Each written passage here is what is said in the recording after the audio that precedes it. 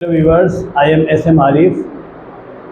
आजकल मैं आपको हिंदी वाक्य में पैसिव वॉइस की क्या पहचान होती है और हिंदी में अगर पैसिव वॉइस आता है तो उसका क्या नियम होता है, आजकल मैं आपको यही बता रहा हूँ। तो मैंने प्रेजेंट के 4 टेंस होते हैं, उसमें सिर्फ 3 टेंस में पैसिव वॉइस बनते हैं, प्रेजेंट इंडेफिनिट, प्रेजेंट कॉन्टिन्यूअस और प्रेजेंट परफेक्ट। और पास्ट टेंस में भी 4 टेंस होते हैं, लेकिन उसमें भी 3 ही टेंस में पैसिव वॉइस बनते हैं, पास्ट इंडेफिनिट, पास्ट कॉन्टिन्यूअस और पास्ट परफेक्ट। और पास्ट परफेक्ट कॉन्टिन्यूअस बनते नहीं।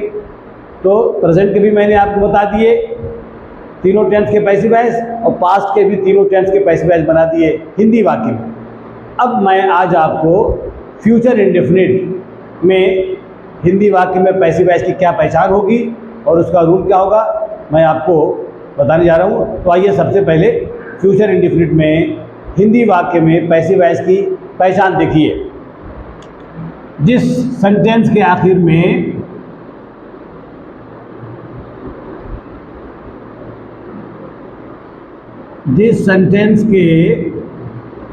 आखिर में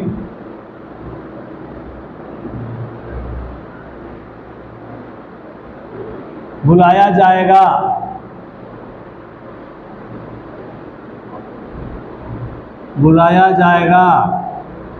पढ़ाया जाएगा,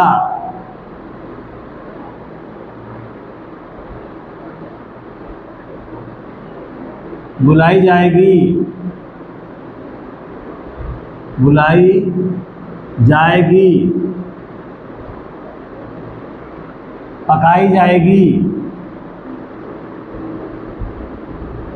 पकाई जाएगी, आदि एक्सेट्रा शब्द आएं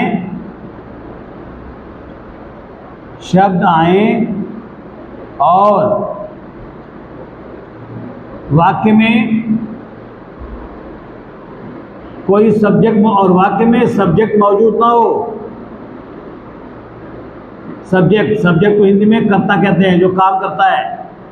और वाक्य में सब्जेक्ट और वाक्य में सब्जेक्ट मौजूद ना हो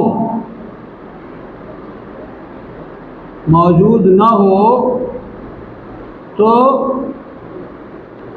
वह वाक्य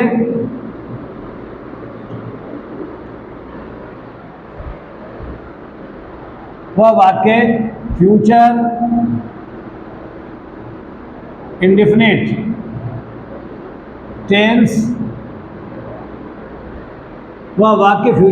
टेंस में पैसिव वॉइस में बनेगा।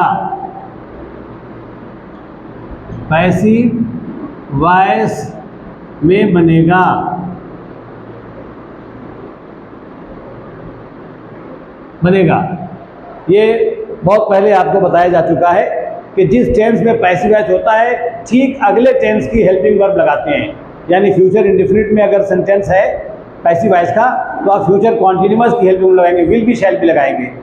एक टेंस आगे की हेल्पिंग वर्ब लगाते हैं हमेशा। जैसे अब इसका रूल देख लीजिए। इसका रूल क्या बनेगा,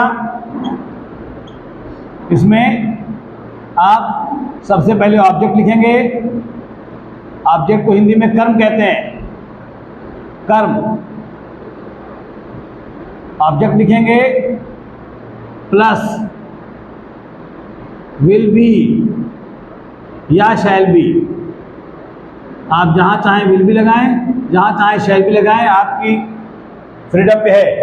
ऑब्जेक्ट प्लस विल बी या शैल बी प्लस वर्ब का थर्ड फॉर्म प्लस ETC, ये रूल बनेगा।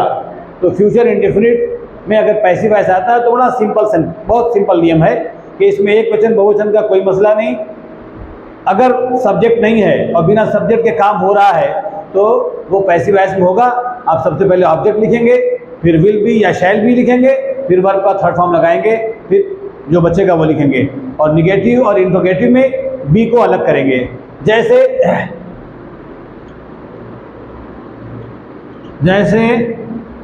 सब्जी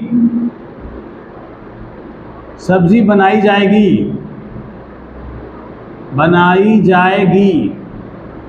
सब्जी बनाने वाला कोई नहीं है, इसमें सब्जेक्ट नहीं है, तो सबसे पहले ऑब्जेक्ट वेजिटेबल, उसके बाद विल बी बनाने का cooked, vegetable will be cooked, vegetable will be cooked. लड़कों को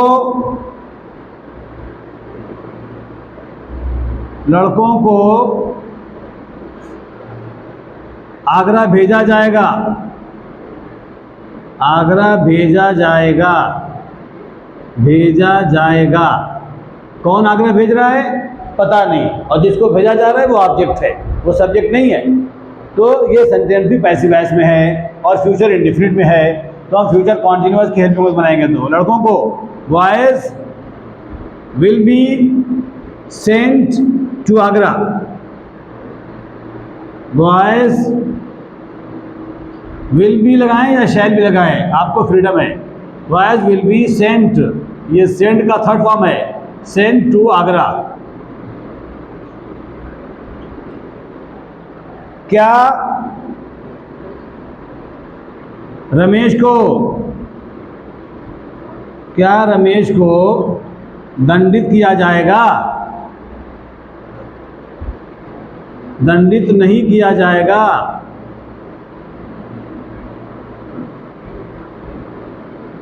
दंडित कौन करेगा, कौन कर रहा है नहीं मालूम, इसमें दंड देने वाला मौजूद नहीं है, और जिसको दंड दिया जा रहा है वो ऑब्जेक्ट है, लिहाजा इसमें भी सब्जेक्ट नहीं है, इसको भी पैसिव वॉइस बनाएंगे। क्या रमेश को दंडित किया जाएगा? Will Ramesh not be punished, ये किया को यहाँ बी हम मान लेते हैं, तो will Ramesh not be punished, will Ramesh not के बाद भी आएगा, नॉट बी पनिश्ड।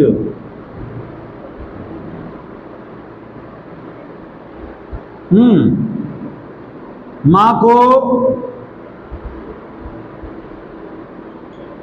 को खबर क्यों नहीं दी जाएगी? माँ को खबर क्यों नहीं दी जाएगी? खबर देने वाला कौन मालूम नहीं, और जिसको खबर दी जा रही है वो ऑब्जेक्ट है, इसलिए ये सेंटेंस भी पैसिव वॉइस में बनेगा। तो माँ को खबर क्यों नहीं दी जाएगी, पहले क्यों, वाई, उसके बाद विल, फिर ऑब्जेक्ट मदर, उसके बाद नॉट, उसके बाद बी, खबर देना informed. Why will mother, why shall लगा सकते हैं आप, कोई दिक्कत नहीं है। Why shall mother not be informed. Passive voice में हमेशा वर्ब का थर्ड फॉर्म क्वेश्चन मार्क। तो आमतौर से तो आप जानते हैं कि फ्यूचर इंडेफिनिट की पहचान होती है जाएगा, जाएगी, जाएंगे, खाएगा, खाएगी, खाएंगे, खाऊंगा, ये तो आप बना चुके हैं। जैसे वसीम बाज़ार जाएगा, Wasim will go to market, माँ खाना बनाएगी, मदर विल कुक फूड, यहाँ खाना बनाने वाला मौजूद है, बाज़ार जाने वाला मौजूद है, तो आप एक्टिव ऐसे बना रहे हैं। लेकिन जब गा गी के आए, जाएगा, जाएगी, जाएंगे, खाएगा, खाएगी, खाएंगे आए, और उसमें सब्जेक्ट मौजूद ना हो, तो उसी वाक्य को पैसिव वॉइस में बनाना होगा, और उसमें आपको सबसे पहले ऑब्जेक्ट लिखेंगे, उसके बाद विल बी या शैल बी, उसके बाद वर्ब का थर्ड फॉर्म। जैसे काम समय से किया जाएगा, काम करने वाला मौजूद नहीं है, work will be done timely, पैसा बर्बाद नहीं किया जाएगा, money will not be wasted, क्या दरवाज़ा खोला जाएगा, will the door be opened, क्या खिड़कियां बंद नहीं की जाएंगी, will the windows not be shut, या will the windows not be closed. बच्चों को दावत क्यों नहीं दी जाएगी, दावत देने वाला कोई नहीं, और जिसको दावत दी जा रही है वो ऑब्जेक्ट है, तो बच्चों को दावत क्यों नहीं दी जाएगी, why will children not be invited.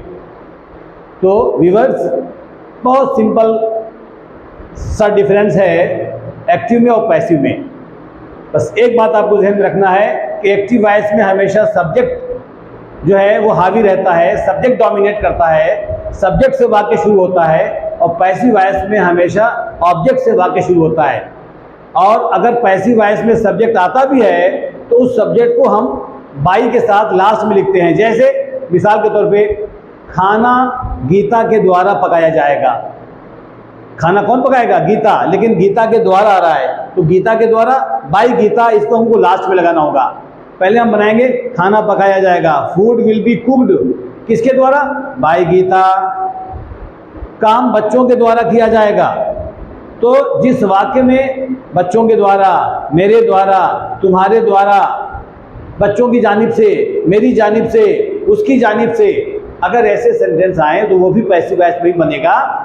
और जिसके ज़रिए काम हो रहा है, जिसके द्वारा काम हो रहा है, उसको हम बाई लगा के लास्ट में लिखेंगे। जैसे हैं, वसीम को अध्यापक द्वारा दंडित किया जाएगा, तो पहले वसीम को दंडित किया जाएगा। वसीम विल बी पनिश्ड, किसके द्वारा? By the teacher. ये किताब मोहन के द्वारा पढ़ाई जाएगी। This book will be taught by Mohan. काम तुम्हारे द्वारा नहीं किया जाएगा। Work will not B done bye you. तो आप मुझसे क्रॉस क्वेश्चन कर सकते हैं कि सर अभी तो आपने इससे पहले बताया था कि पैसिव वॉइस में सब्जेक्ट आता ही नहीं। नहीं सर, सब्जेक्ट आता है, लेकिन वो सब्जेक्ट आएगा तो उसके साथ के द्वारा या के जरिए या के जानिब से लगा होगा। और एक्टिव वॉइस में जो सब्जेक्ट आता है उसमें के द्वारा, के जानिब से नहीं होता। मैं ये कह दूं कि मोहन काम करेगा, इसमें कहाँ के द्वारा आया? तो मैं कह दूंगा कि मोहन विल डू वर्क, लेकिन कह दूं कि काम मोहन के द्वारा किया जाएगा। तो अब यहाँ मोहन सब्जेक्ट नहीं हो, सब्जेक्ट तो है लेकिन इसको हम लास्ट में लिखेंगे। पहले काम किया जाएगा, work will be done by Mohan. पैसा तुम्हारे द्वारा खर्च नहीं किया जाएगा, money will not be spend by you. क्या ये मकान नगर निगम द्वारा गिराया जाएगा? Will this house be demolished या will this house be bulldozed by municipality? तो अगर पहली बात तो यह है कि बिल्कुल दिमाग में रख लें आप कि पैसिव वॉइस में हिंदी वाक्य में जो पैसिव वॉइस होगा उसमें बिना सब्जेक्ट के काम होगा। और अगर सब्जेक्ट आएगा भी तो उस सब्जेक्ट के साथ के द्वारा लगा होगा, नदीम के द्वारा, मेरे द्वारा, बच्चों के द्वारा, माँ के द्वारा। तो ऐसे सेंटेंस भी पैसिव वॉइस में ही बनेंगे। और आपको जिसके द्वारा काम हो रहा है उसको लास्ट में बाई लगा के लिखना होगा। तो मुझे उम्मीद है कि आपको फ्यूचर इंडेफिनिट में हिंदी वाक्य में पैसिव वॉइस की क्या पहचान है और उसके क्या नियम हैं, आपको अच्छी तरह से समझ में आ गया होगा।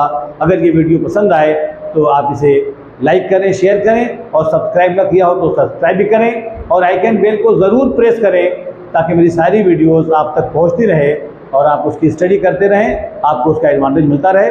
तब तक के लिए इजाज़त दें। अल्लाह हाफ़िज़।